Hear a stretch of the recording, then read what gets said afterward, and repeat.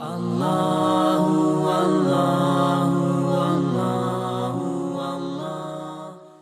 یونس کی آیت نمبر 21، سورہ یونس کا تیسرا رکوع اور 11ویں پارے کا 8واں رکوع۔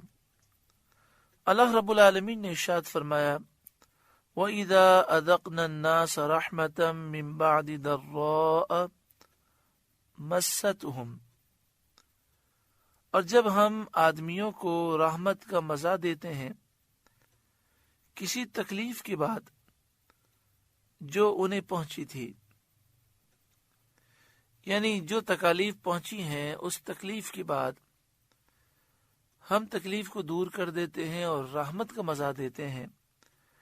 اذا لہم مکر فی آیاتنا، جب بھی وہ ہماری آیتوں کے ساتھ مکر و فریب کرتے ہیں، داؤ چلتے ہیں۔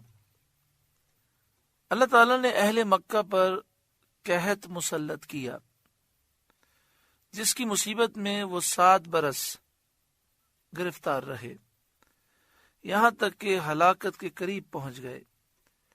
پھر اللہ تعالیٰ نے رحم فرمایا، بارش ہوئی، زمینیں سرسبز ہوئیں۔ تو اگرچہ اس تکلیف میں اور راحت دونوں میں قدرت کی نشانیاں تھیں، اور تکلیف کے بعد راحت آرام بڑی عظیم نعمت تھی، اس پر شکر لازم تھا، مگر بجائے اس کے کہ وہ نصیحت پکڑتے، انہوں نے نصیحت حاصل کرنے کے بجائے فساد اور کفر کی طرف وہ پلٹ گئے۔ قل اللہ اسرع مکرا، اے محبوب آپ فرما دیجئے اللہ کی خفیہ تدبیر سب سے جلد ہو جاتی ہے اور اس کا عذاب دیر نہیں کرتا۔ ان رسولنا یکتبون ما تمکرون، بے شک ہمارے فرشتے تمہارے مکر لکھ رہے ہیں، اور تمہاری خفیہ تدبیریں اعمال لکھنے والے فرشتوں پر بھی چھپی نہیں ہیں۔ جو تم مکر و فریب کرتے ہو، اعمال لکھنے والے فرشتے اسے جانتے ہیں اور لکھ رہے ہیں۔ تو جب اعمال لکھنے والے فرشتوں سے یہ چیزیں چھپی نہیں ہیں، تو اللہ علیم و خبیر سے کیسے چھپ سکتی ہیں؟ تو اللہ تمہیں اس کی سزا دے گا۔ هو الذی یسیرکم فی البر والبحر، وہی ہے کہ تمہیں خشکی اور تری میں چلاتا ہے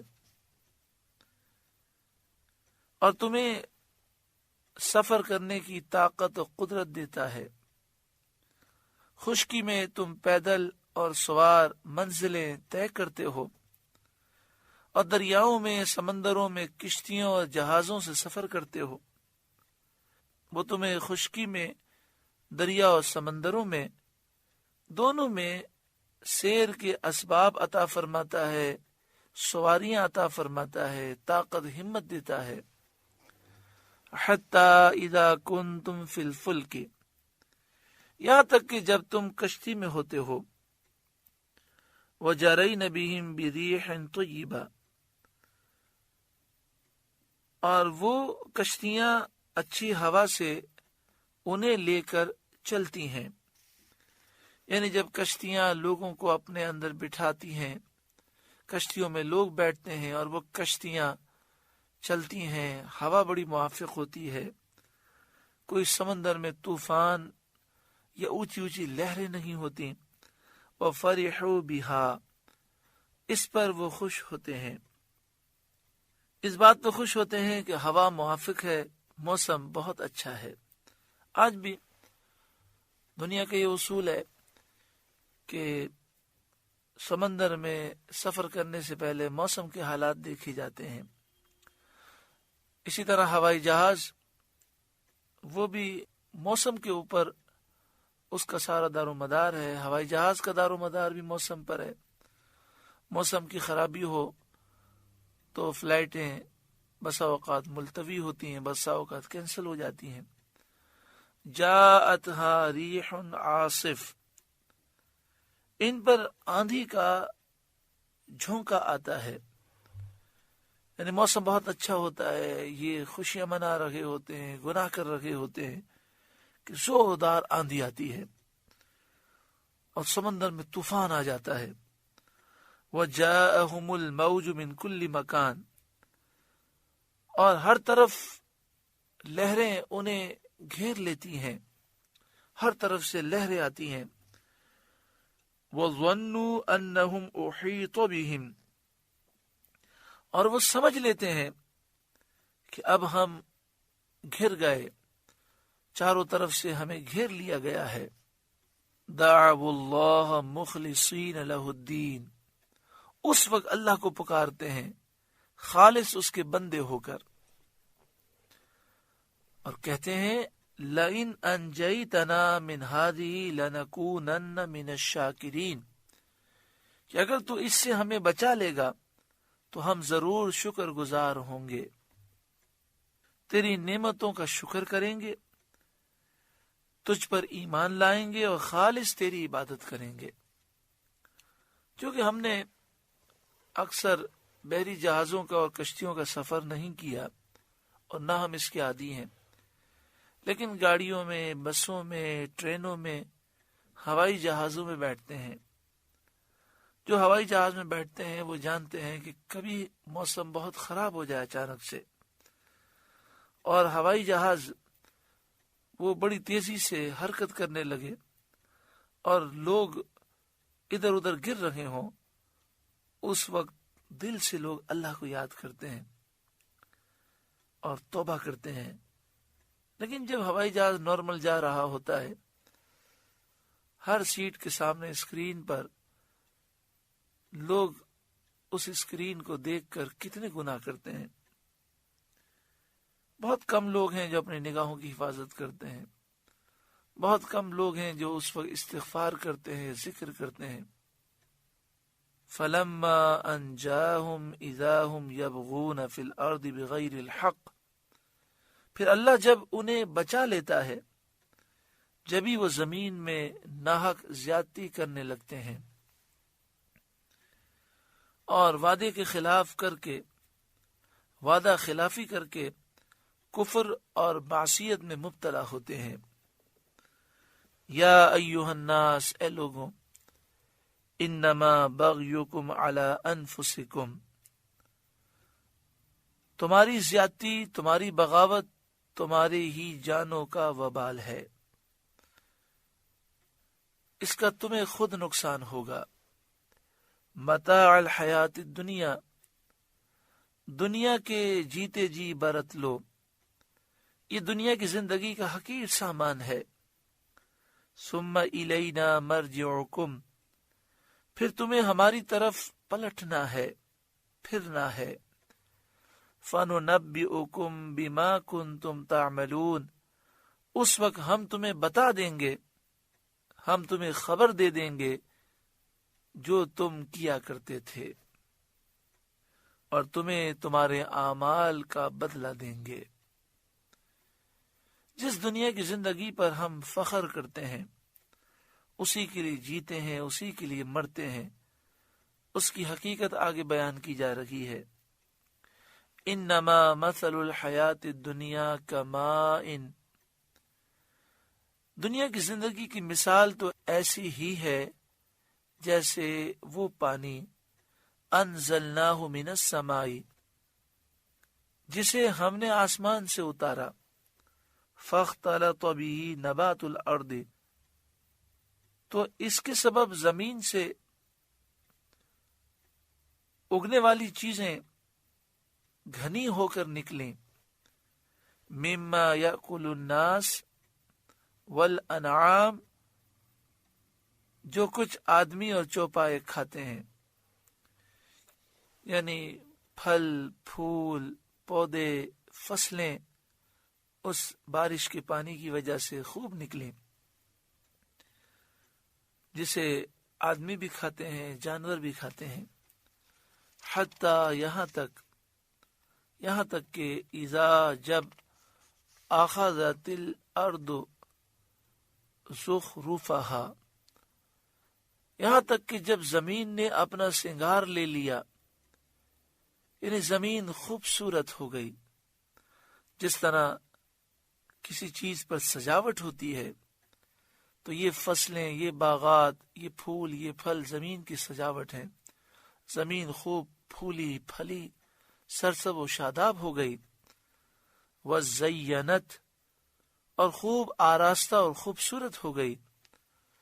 وَظَنَّ أَهْلُهَا أَنَّهُمْ قَادِرُونَ عَلَيْهَا اور زمین کے مالک سمجھے کہ یہ ہمارے بس میں آ گئی، ہم اس پر قادر ہیں،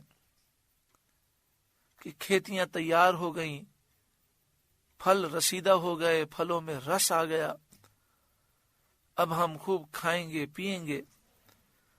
ایسے وقت اتاہا امرنا لیلا او نہارا ہمارا حکم اس پر آیا رات میں یا دن میں، یعنی اچانک ہمارا عذاب آیا،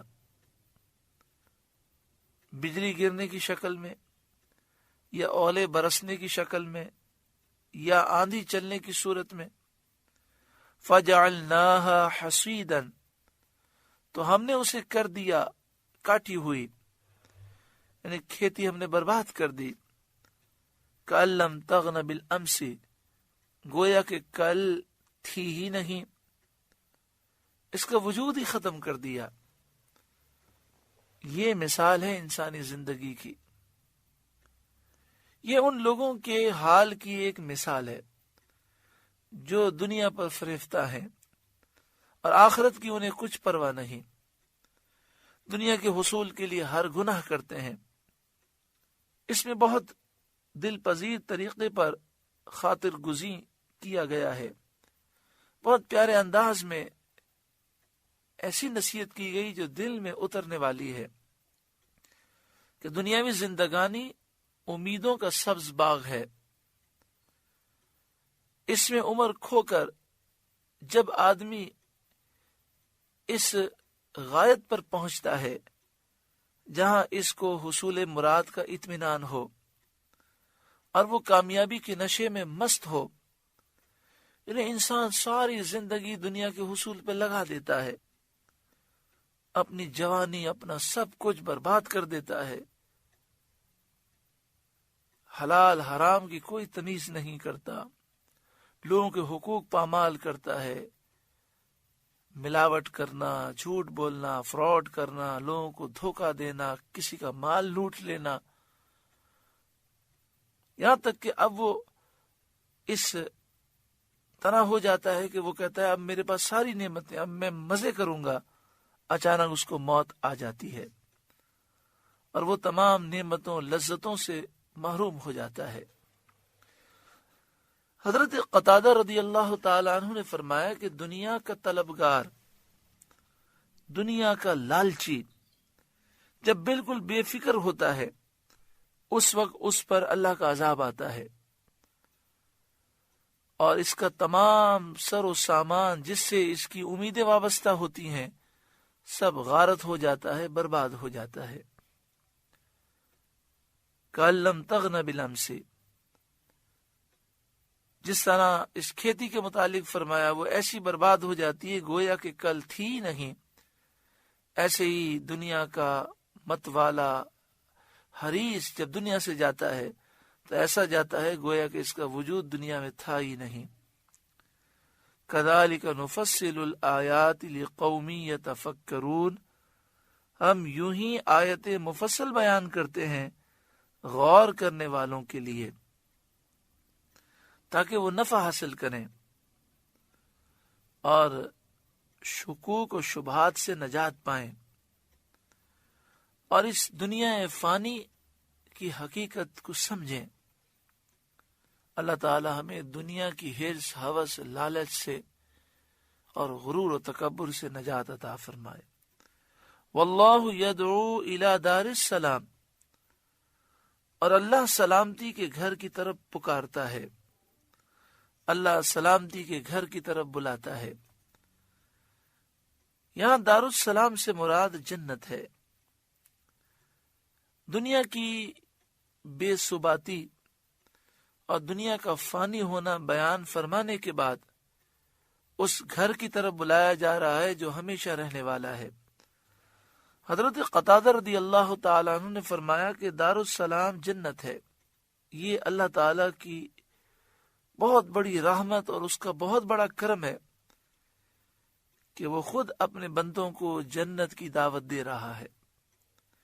وَيَهْدِي مَن يَشَاءُ إِلَىٰ صِرَاطٍ مُسْتَقِيمٍ، اور جسے وہ چاہتا ہے سیدھی راہ چلاتا ہے. سیدھی راہ سے مراد دین اسلام ہے. بخاری کی حدیث میں ہے، نبی کریم صلی اللہ علیہ وآلہ وسلم کی خدمت میں فرشتے حاضر ہوئے. آپ خواب میں تھے. ان میں سے بعض نے کہا کہ آپ خواب میں ہیں، بعضوں نے کہا کہ آنکھیں خواب میں ہیں، دل بیدار ہے. بعض کہنے لگے کہ ان کی کوئی مثال بیان کرو. تو انہوں نے کہا، جس طرح کسی شخص نے ایک مکان بنایا اور اس میں طرح طرح کی نعمتیں مہیا کیں اور ایک بلانے والے کو بھیجا کہ لوگوں کو بلائے. جس نے اس بلانے والے کی اطاعت کی، اس کا کہنا مانا، اس مکان میں داخل ہوا اور ان نعمتوں کو کھایا پیا. اور جس نے بلانے والے کی اطاعت نہ کی، اس کا کہنا نہ مانا، وہ نہ مکان میں داخل ہو سکا نہ کچھ کھا سکا. پھر وہ کہنے لگے کہ اس مثال کی تطبیق کرو کہ سمجھ میں آئے. تطبیق یہ ہے کہ مکان جنت ہے، بلانے والے محمد صلی اللہ علیہ وآلہ وسلم ہیں. جس نے ان کی اطاعت کی اس نے اللہ کی اطاعت کی، اور جس نے ان کی نافرمانی کی اس نے اللہ کی نافرمانی کی. للذین احسنوا الحسنى وزیادہ، ان لوگوں کے لیے جنہوں نے اچھے کام کیے بھلائی ہے اور اس سے بھی زائد.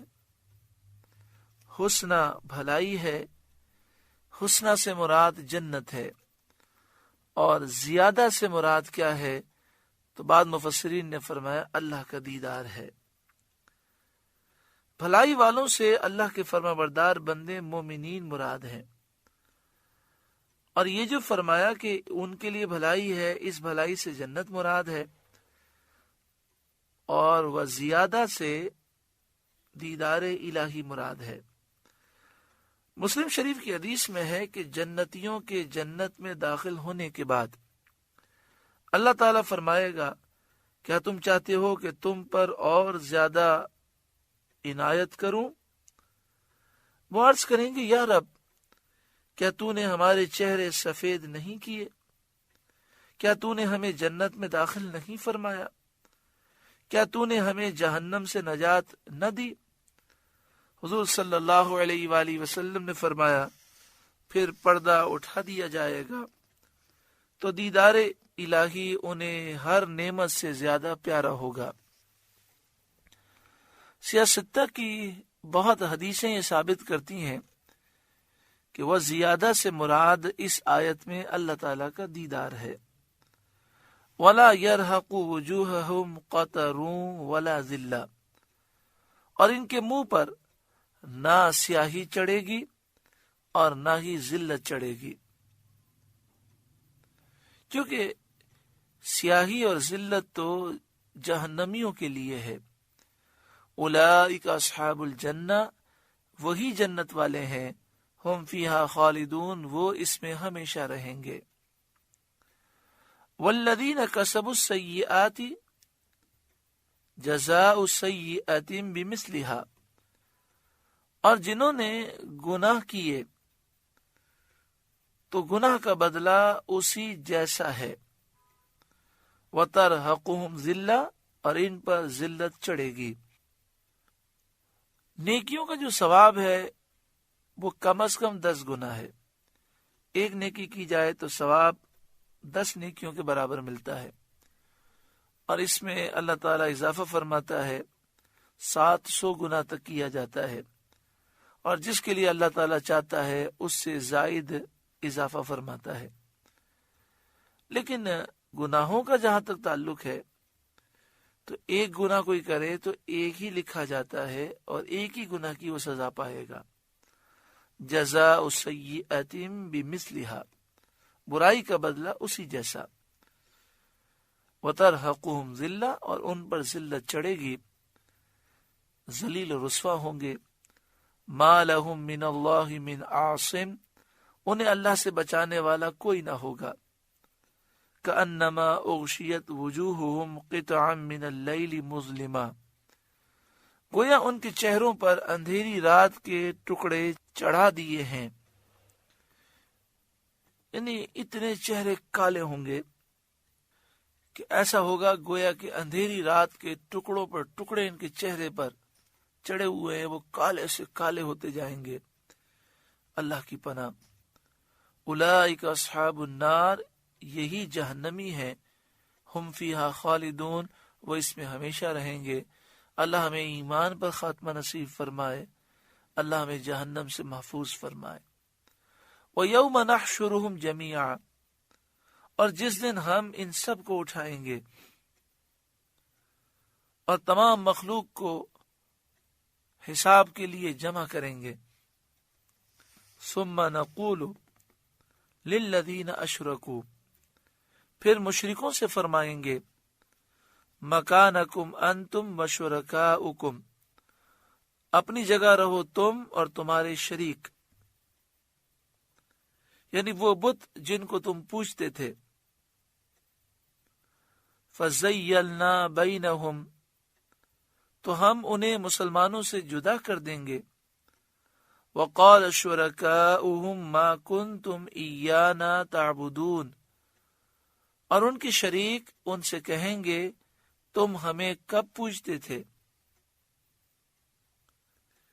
یعنی قیامت کے دن ایک ساتھ ایک گھڑی ایسی شدت کی ہوگی کہ بت اپنے پجاریوں کی پوجا کا انکار کر دیں گے اور اللہ کی قسم کھا کر کہیں گے ہم نہ سنتے تھے، نہ دیکھتے تھے، نہ جانتے تھے، نہ سمجھتے تھے کہ تم ہمیں پوجتے ہو.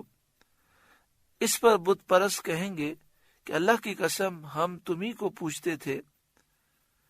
تو بت کہیں گے فَكَفَى بِاللَّهِ شَهِيدًا بَيْنَنَا وَبَيْنَكُمْ، تو اللہ گواہ کافی ہے ہم میں اور تم میں، ان کننا عن عبادتکم لغافلین، کہ ہمیں تمہارے پوجنے کی خبر بھی نہ تھی. ہنالک تبلو کل نفس ما اسلفت، یہاں ہر جان جانچ لے گی جو آگے بھیجا. یہاں پر ہر جان کو معلوم ہو جائے گا کہ اس نے کیا آگے بھیجا ہے. وہ اچھے اعمال تھے، برے تھے، نقصان دہ تھے، مفید تھے، سب چیزیں ظاہر ہو جائیں گی. وَرُدُّوا إِلَى اللَّهِ مَوْلَاهُمُ الْحَقِّ، اور اللہ کی طرف پھیرے جائیں گے جو ان کا سچا مولا ہے. وَضَلَّ عَنْهُمْ مَا كَانُوا يَفْتَرُونَ، اور ان کی ساری بناوٹیں ان سے گم ہو جائیں گی. یعنی یہ جو بتوں کو اللہ کا شریک بتاتے تھے اور معبود ٹھہراتے تھے، یہ ساری باتیں باطل اور بے حقیقت ثابت ہوں گی. سورہ یونس کا 3 رکوع مکمل ہوا. اللہ رب العالمین اس رکوع کے نور سے ہمارے قلوب کو روشن و منور فرمائے. یہاں پر یہ فرمایا گیا کہ اللہ جنت کی طرف بلاتا ہے. اس بلانے پر جو سچی پکی توبہ کر کے حاضر ہو جائے، دنیا بھی سنور جائے گی اور آخرت بھی سنور جائے گی. ساری زندگی گناہ کرنے کے باوجود نہ دنیا میں چین ہے، نہ گھر میں چین ہے، نہ دل میں چین ہے. آئیے ہم اللہ تعالیٰ کی بارگاہ میں سچی پکی توبہ کریں. آئیے ہم آخرت کی فکر کریں. آئیے ہم آخرت کی تیاری کریں. اس مختصر سی زندگی میں اللہ کو راضی کر لیں. جب ہم نے اللہ کو راضی کر لیا، اس کے محبوب صلی اللہ علیہ وآلہ وسلم کو راضی کر لیا، تو دنیا بھی سنور جائے گی، ہر چیز میں برکت بھی ہوگی اور قبر و آخرت میں بھی کامیابی نصیب ہوگی. اللہ تعالی ہمیں عمل کی توفیق عطا فرمائے. اللہ اللہ اللہ